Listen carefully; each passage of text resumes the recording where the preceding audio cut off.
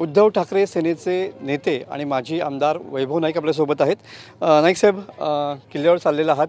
आज राजकोट किल्ल्यावरचा छत्रपती शिवाजी महाराजांचा पुतळा कोसळला, दुर्दैवानं या दुर्घटना या ठिकाणी घडली।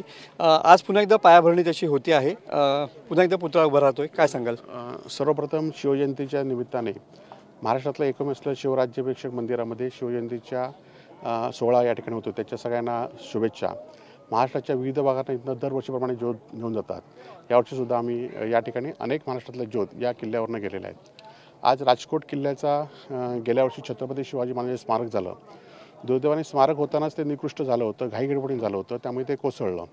आता पुन्हा एकदा स्मारकाचं भूमिपूजन आज सोहळा होतोय। खरं तर हे स्मारक चांगलं व्हावं, मजबूत व्हावं आणि एक वैशिष्ट्यपूर्ण अशी आमची सगळ्या शिवप्रेमींची इच्छा आहे आणि त्यामुळे तसं स्मारक व्हावं, त्याला आमच्या शुभेच्छा आहेत, आमचा पाठिंबा आहे आणि ज्या काय आमच्याकडनं सहकार्य मार्गदर्शन लागणार ते आम्ही त्या स्मारकाला निश्चित करू। ओके, सध्या एकंदरीत राजकीय वातावरण सध्या महाराष्ट्रामध्ये पेटलेलं पाहायला मिळतंय। या ठिकाणी ऑपरेशन टायगरचा टप्पा 3 येतोय असं सांगितलं जातंय। थेट भास्कर जाधव आणि तुम्हाला सुद्धा या ठिकाणी ऑफर दिलेली आहे, काय सांगाल? ऑपरेशन टायगर नसून ऑपरेशन गद्दारी आहे। आज शिवजयंतीच्या वेळेस आपण बघितलं की छत्रपती शिवाजी महाराजांच्या कालावधीमध्ये सुद्धा अनेक लोकांनी गद्दारी केली होती आणि त्यामुळे आपलं साम्राज्य विस्कळलं गेलं होतं। आज पण यामध्येच गद्दारी करून, विभागणी करून आज महाराष्ट्र खिळखिळा करण्याचं काम काही लोक करत आहेत। मुंबई खिळखिळा, मराठी माणूस खिळखिळा करण्याचं काम काही लोक करत आहेत आणि त्या खिळखिळ्यामध्ये, त्या पापामध्ये आम्ही निश्चित याआधी नव्हतो आणि यापुढच्या काळामध्ये सुद्धा नसणार याची खात्री आज शिवजयंतीच्या निमित्ताने संपूर्ण महाराष्ट्रातल्या लोकांना देतो। नक्कीच, जर मुख्यमंत्री उद्धव ठाकरे झाले नसते तर शिवसेना फुटली नसती।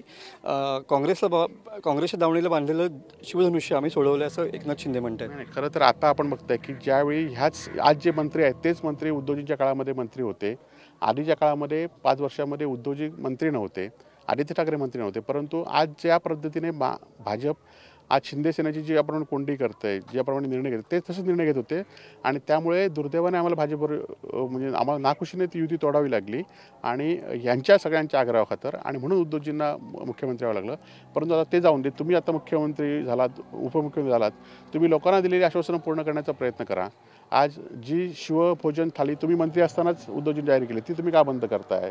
आज 1 लाख कोटी रुपये, 1 लाख कोटीपेक्षा जास्त लोकांचे पैसे देणे आहेत ते तुम्ही का बंद करतायत? आज अदानीकडे महाराष्ट्र का घाण ठेवताय तुम्ही MSCBचा? हे सगळे प्रश्नाची सोडवा, उत्तरं तुम्ही जी आश्वासनं दिली आहेत ती द्या आणि निश्चितपणे आता पुढे तुम्ही चाला। हे तोडाफोडी करून तुमचा पक्ष किंवा लोकांमध्ये तुम्ही राज्य करू शकणार नाही। या ठिकाणी एकनाथ शिंदे सुद्धा असं म्हणतात की यावेळेला महानगरपालिकेत आणखी एक झटका द्यायचा आहे आपल्याला उद्धव ठाकरे गटाला। खरं तर तुम्ही फोडाफोडी करून झटके देऊ शकतायत, परंतु आता लोकांना पण कळलं की मुंबई ही मराठी माणसाची राज असेल तर ती शिवसेनेकडे झाली पाहिजे आणि त्यामुळे लोक आमच्या पाठीशी राहतील असा आमचा विश्वास आहे। रामदास कदमांनी खूप काल एकनाथ शिंदे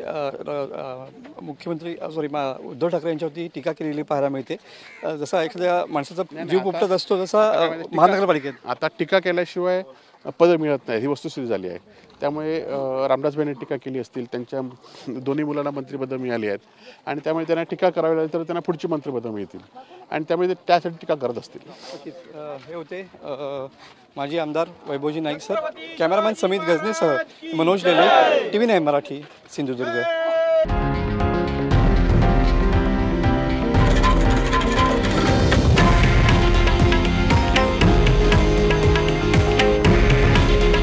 हे आहे देशातील नंबर 1 न्यूज नेटवर्क आणि आपण पाहत आहात TV9 मराठी।